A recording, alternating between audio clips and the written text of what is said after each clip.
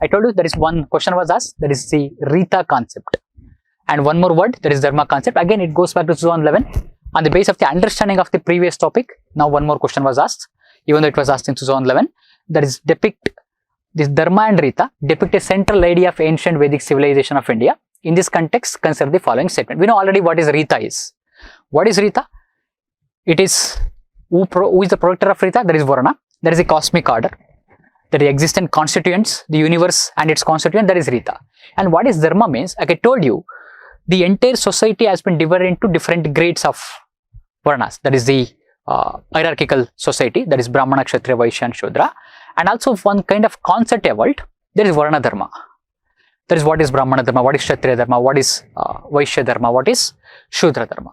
And Dharma connotes not religion in the initial time period. Dharma connotes one's own duties. What is the duty of Shudra? That is serving the upper Varna. What is the duty of Vaishya? That is, we can talk about the trading and also agriculture. What is the duty of Kshatriya? To rule over. What is the duty of Brahmana? That is helping the people to achieve moksha through sacrifices. Okay, these are Dharma means there is one's own duty and duty towards others also. And that is the concept that started evolving in Vedic time period. Okay, so that is on the basis of that one question was asked. That is Dharma was a conception of obligation and discharge of one's own duties to oneself and to others. That is because of the social nature which was evolving.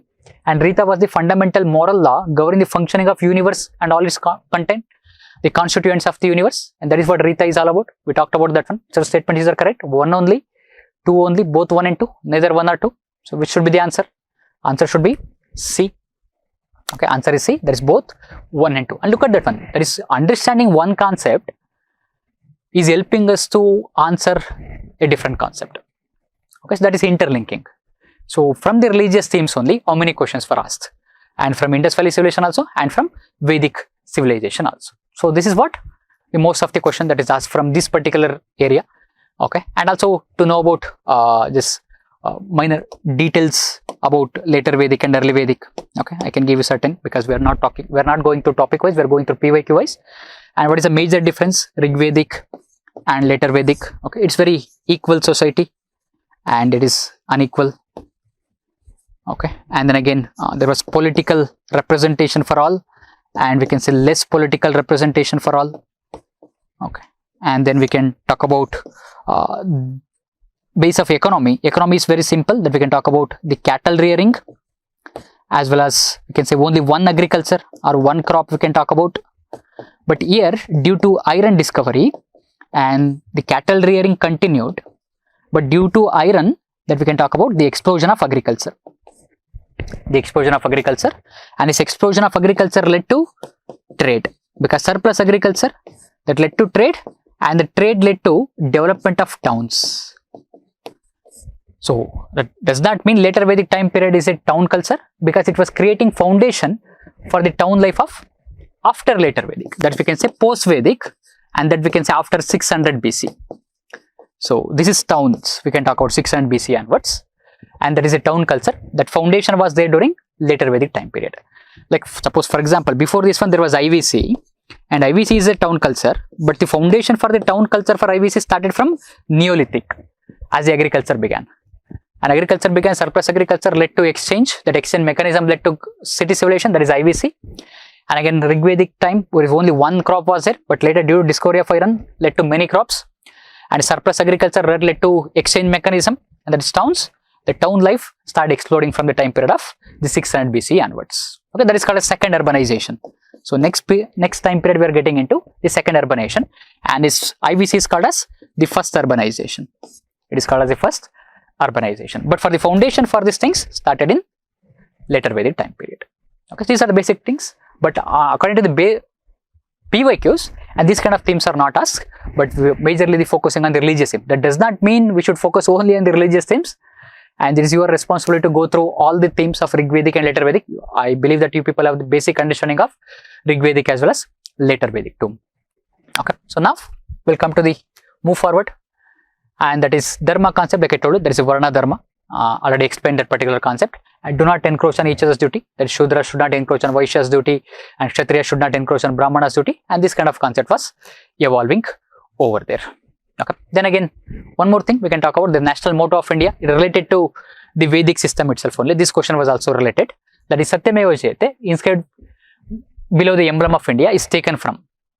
It is taken from one of the Upanishads. But how Upanishads is related to Vedas is that one. It is part of Vedic literature. Okay, first we will answer this question, then we will understand what is Vedic literature is. That is Katha Upanishad, whether it is taken from Satyameva Jayate, Chandogya Upanishad, Aitareya Upanishad, or Mundaka Upanishad. One of the easiest of question asked in 2014, and that we know answer is D, and that is Mundaka Upanishad. But what we need to do, we'll understand what is Aitareya Upanishad. First and foremost, we'll understand what is Upanishads, what is Chandogya Upanishad, what is Katha Upanishad. Just one lines also. You don't have to do PhDs about Upanishads. You just have to know what Aitareya Upanishad deals with, what Chandogya Upanishad deals with, what Katha Upanishad deals with. Okay, so that would be great too. Okay, so this is the national mode of India, Satyameva Jayate. That is taken from Mundaka Upanishad. Now, what is Upanishads? Okay, so first we'll understand what are Upanishads. Then before getting into Upanishads, we should understand Vedic literature. Okay, so Vedic literature has two types. Okay, so one is Shruti. Okay, other one is Smriti. Okay, so Shruti means that is heard by rishis, heard from God. Okay, they are not created by humans, but rather listening. They were listened to by rishis, from sages, from gods. But Smriti is created, authored by humans, using their intellect, using their knowledge. But this is heard from majorly gods.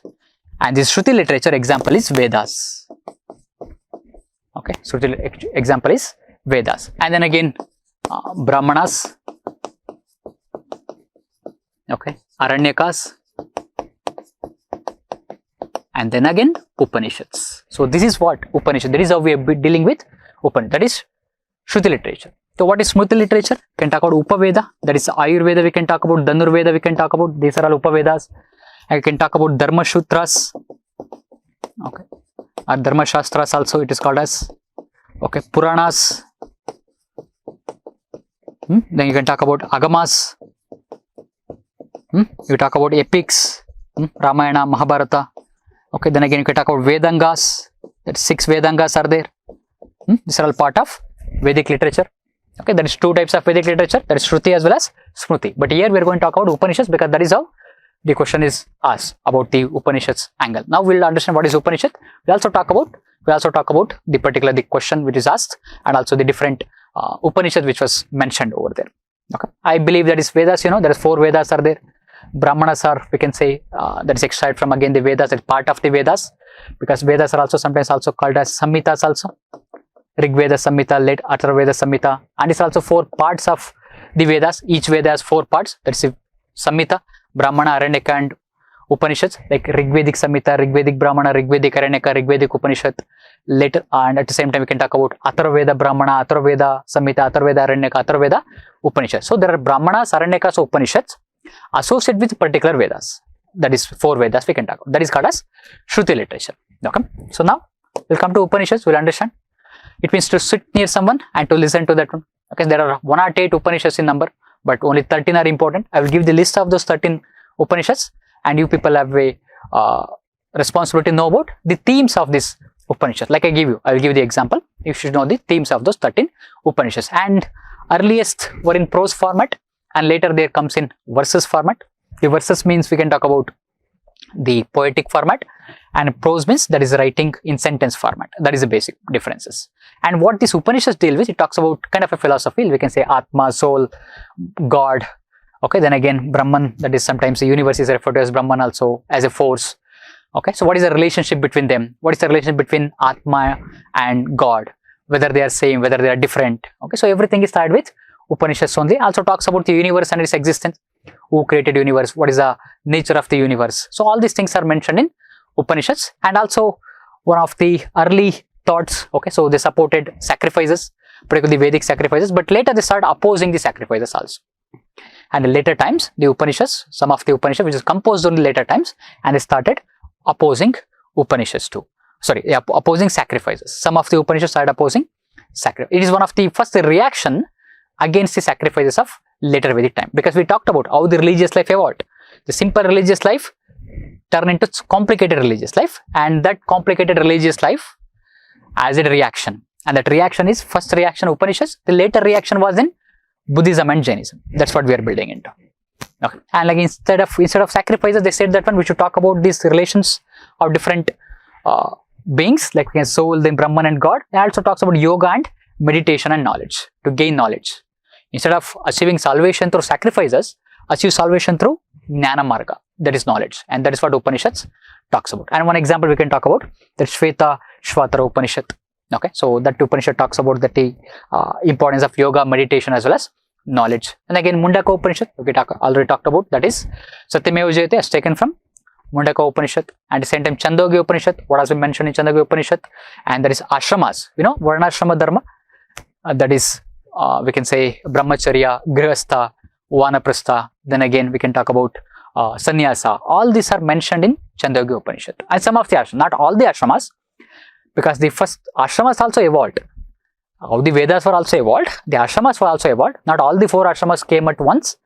And these first 3 ashramas are mentioned in one of the Upanishads. All the 4 ashramas are mentioned in one of the Upanishads. But major representation of all these ashramas are mentioned in Chandogya Upanishads. And also Upanishad discuss about different types of marriages. You must have heard about Pratiloma and Anuloma marriages. And Manusmriti also talks about the different types of marriages also. And further explanation about these Anuloma and Pratiloma marriages also there in Manusmriti too. Okay, so Upanishad also talks about these different types of marriages. There is Anuloma marriage. What is Anuloma marriage? A high-born man, a man that born in upper Varna, can marry within his Varna also. He can also marry below the Varna also. And that is accepted. A upper Varna man can marry lower Varna women. That is there. But Pratiloma, but women marrying outsider Varna, that is not accepted. That is not sanctioned by the Vedas. That's what talks about that one. It's a kind of a discriminatory status.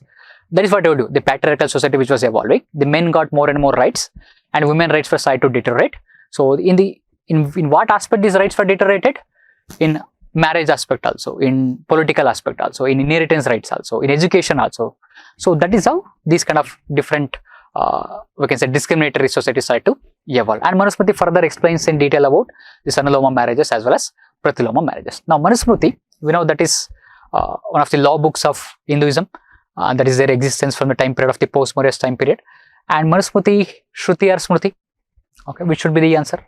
Shruti or Smriti? Because Manusmriti is created, it is authored by humans according to certain sources. But some people believe Manusmriti is created by, we can say, collection of many people. Some people say Manu is a mythical person also who created Manusmriti. So different aspect is that, but according to certain belief system, it is a Smriti textbook because it is authored by certain persons. And that is the reason Manusmriti can be called as, that is Smriti literature. Okay, so this kind of marriage system was there. And again, the different Upanishads which were mentioned, and look at what is the major themes of this Upanishads. The Katha Upanishad talks about Nachiketa and Yama. Okay, at the same time, Aitareya Upanishad, it talks about the Atman. It also talks about status of the Shudras also, how Shudras should be treated. They say that when Shudras should be slain at will because of the existing situation, because later Vedic situation, that is when the Upanishads were started to be composed. And it talks about the discriminatory status and also talks about how Shudras should be treated. Then again, Brihadaranyaka Upanishad talks about transmigration of the soul, because it told in later times, so instead of sacrifices, instead of rituals, the Upanishad started talking about the nature of soul and everything. Brihadaranyaka Upanishad talks about transmigration of soul. Then Mundaka Upanishad, it related to Atharva. Like I told you, every Upanishad is related to different Vedas. Okay, so every Veda has attached Upanishads. Now Mundaka Upanishad attached to Atharvaveda, it talks about Satyameva Jayate. It also talks about different authorities. We can talk about Saunaka and Angira. Then again, 3 ashrama, the first 3 ashrama, that is Brahmacharya, Grihastha, Vanaprastha, that is mentioned in Chandogya Upanishad. Then again, the 4th ashrama, that is the Sannyasa, that is mentioned in Jabala Upanishad. You just know the themes of different Upanishads. You don't have to learn all the Upanishads per se. You just have to know different themes of it. It would be great. Okay. Then there are 13 major Upanishads. These lists are over here. Okay. You can just know. Some of them I have mentioned. So what is the major themes about that one? Okay. So then again, other Upanishads which I have not covered over here, you can just know about different themes over there. Just one line. Okay. So which are the major characters, what it is mainly deals with. Okay. Something is better than nothing. So still time is there. So we are April 27. So examination is June 16. Okay, you can utilize this one. So utilize this time period to now to add value to your preparation. Most of you have finished your one reading or two reading by this point of time. And now we have to add value to your preparation. And how do you add values? Through this PYQ analysis. So learning the concepts of which is there in PYQs, the major themes, and that is where most of the questions get repeated, and that is the reason we are having this particular session. So we could have gone with the same major Paleolithic, Mesolithic, Neolithic, and all these kind of things, but we felt like that is we can go differently this time. Okay, so that differently we can talk about, that is we are talking about this PYQs time period.